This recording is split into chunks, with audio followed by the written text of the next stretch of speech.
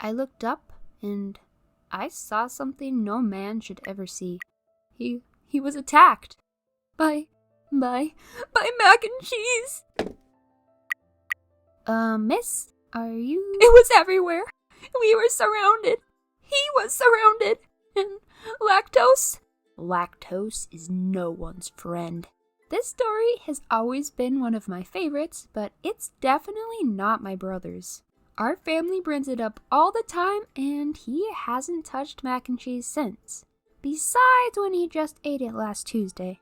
When you have a somewhat big family, or at least have siblings who like different types of food, it is extremely hard to please everyone. Especially when you're going to a restaurant with spicy food and not everyone likes it or can handle it. And that's coming from someone who thinks barbecue sauce is spicy. So, to avoid screaming children, my parents decided some people would get food from place A, the spicy food place, and place B, the place pretty close by that sold all sorts of pastas, and it was mainly mac and cheese, if you can tell where this is going. Our parents left us in the car, then ran over to check which had a longer line, and the place that sold mac and cheese was basically empty. The other line, at the other place, was longer than the list of times we had gotten grounded for saying the word fart, which basically could have gone on forever. But because of this, they decided to just come back with food for me and my brother while the rest of our family ran into restaurant A. Stella, you're in charge. Hop up front and lock the door, okay? Everyone else, get your shoes on. Can we start eating yet? May we begin the ceremonial feast of the food which we consume. Not sure what that was. It kind of just came out. If it takes a while, feel free to start. We can try and wait. That's fine. Just whatever you do, make sure that it's locked, and do not open any doors until we get back. The line was long, and that was fine. For me, at least. What wasn't fine, however, was about to happen next. They had just started walking away and were almost near the end of the line when... Unlock the door. What? Did you not just hear Dad?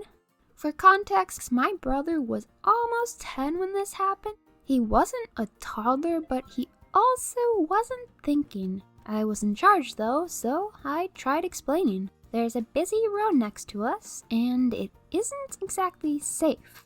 And, well, you were told not to! Like, listen, dude! I most certainly did not want our family to come back to a brother pancake on the side of the road. Aw, man. I knew we should have just brought the syrup. But that has never stopped anyone.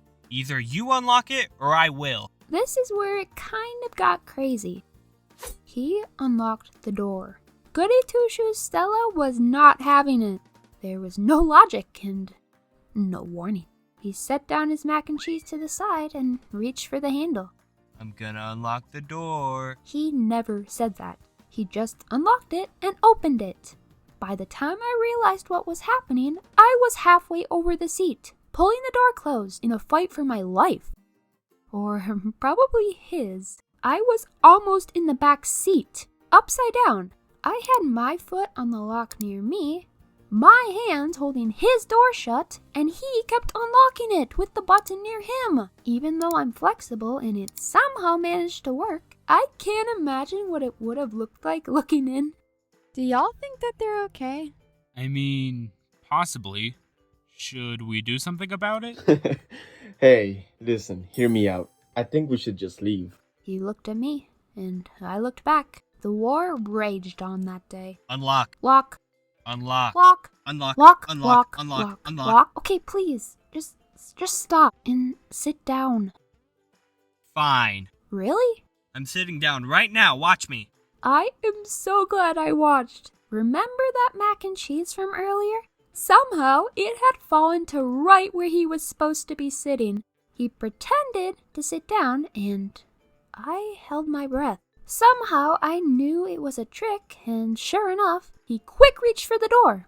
Mind you, all this time, he could have just went to the other car door.